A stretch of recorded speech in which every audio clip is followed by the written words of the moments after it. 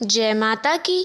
तो भक्तों, आज सुनेंगे नवरात्रि के छठवें दिन दुर्गा सप्तशती का 10वां अध्याय शुंभवध की कथा। जो इस कथा का श्रवण करता है तो वह जीवन में कभी पराजित नहीं होता और उसके सारे संकटों का नाश होता है।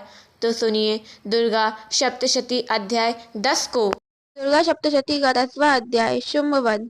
महर्षि मेघा ने कहा, हे राजन, अपने प्यारे भाई को मरा हुआ तथा सेना को नष्ट हुआ देखकर क्रोध में भरकर दैत्यराज शुंभ कहने लगा, दुष्ट दुर्गे, तू अहंकार में गर्व मत कर, क्योंकि तू असुरों के बल पर लड़ रही है।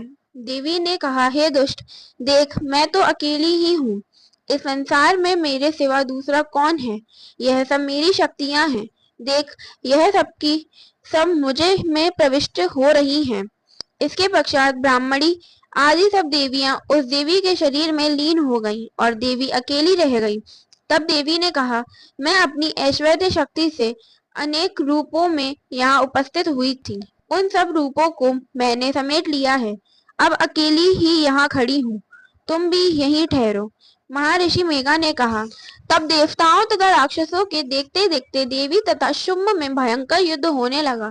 अंबिका देवी ने सैकड़ों अस्त्र शस्त्र छोड़े। उधर दैत्यराज ने भी भयंकर अस्त्रों का प्रहार आरंभ कर दिया। देवी के छोड़े हुए सैकड़ों अस्त्रों को दैत्य ने अपने अस्त्रों द्वारा काट डाला। इसी प्रकार शुंभ ने जो अस्त्र छोड़े उनको देवी ने अपनी भयंकर हुंकार के द्वारा भी काट डाला। दैत्य ने जब सैकड़ों बाण छोड़कर देवी को ढक दिया तो क्रोध में भरकर देवी ने अपने बाणों से उसका धनुष नष्ट कर डाला।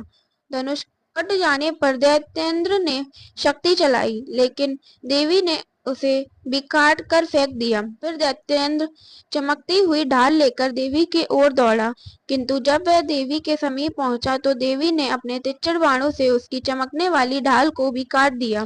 फिर दैत्येंद्र का घोड़ा मर गया, रथ टूट गया, सारथी मारा गया। तब वह भयंकर मुद्रगर लेकर देवी पर आक्रमण करने के लिए चला, किंतु देवी ने अपने तीक्ष्ण बाणों से उसके मुद्रगर को भी काट दिया। इस पर दैत्य ने क्रोध में भरकर देवी की छाती में बड़ी जोर से एक मुक्का मारा। दैत्य ने जब देवी को मुक्का मारा तो देवी ने भी उसकी छाती में जोर से एक थप्पड़ मारा। थप्पड़ खाकर पहले तो दैत्य पृथ्वी पर गिर पड़ा, किंतु तुरंत ही वह उठ खड़ा हुआ। फिर वह देवी को पकड़कर आकाश की ओर चला और वहां जाकर दोनों में युद्ध होने लगा। वह युद्ध ऋषियों व देवताओं को आश्चर्य में डालने वाला था। देवी आकाश में दैत्य के साथ बहुत देर तक युद्ध करती रही। फिर देवी ने उसे आकाश में घुमाकर पृथ्वी पर गिरा दिया। दुष्टात्मा दैत्य पुनः उठकर देवी को मारने के लिए दौड़ा। तब उसको अपनी ओर आता हुआ देखकर देवी ने उसकी छाती विदृढ़ करके उसको पृथ्वी पर पटक दिया। देवी के त्रिशूल से घायल होने पर उस दैत्य के प्राण पखेरु उड़ गए और उसके मरने पर समुद्र, द्वीप, पर्वत और पृथ्वी सब कांपने लगा। तदनंतर उस दुष्ट आत्मा के मरने से संपूर्ण जगत प्रसन्न व आश्वस्त हो गया तथा आकाश निर्मल हो गया। पहले जो उत्पात सूचक मेघ और उल्कापात होते थे वह सब शांत हो गए। उसके मारे जाने पर नदियां अपने ठीक मार्ग से बहने लगी। संपूर्ण देवताओं का हृदय हर्ष से भर गया और गंधर्वनीय सुंदर गान गाने लगी। गंधर्व बाजे बजाने लगे और अप्सराएं नाचने लगी। पवित्र वायु बहने लगी। सूर्य की कांति स्वच्छ हो गई। यज्ञशालाओं की बुझी हुई अग्नि अपने आप प्रज्वलित हो उठी तथा चारों दिशाओं में शांति फैल गई। जो मनुष्य निशुंभ और शुंभ के वध की कथा सुनता है उसकी कहीं पराजय नहीं होती, वो हर जगह विजय पाता है।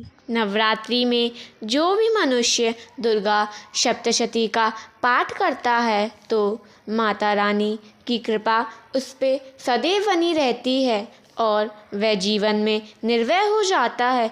तो बोलिए प्रेम से जय माता की।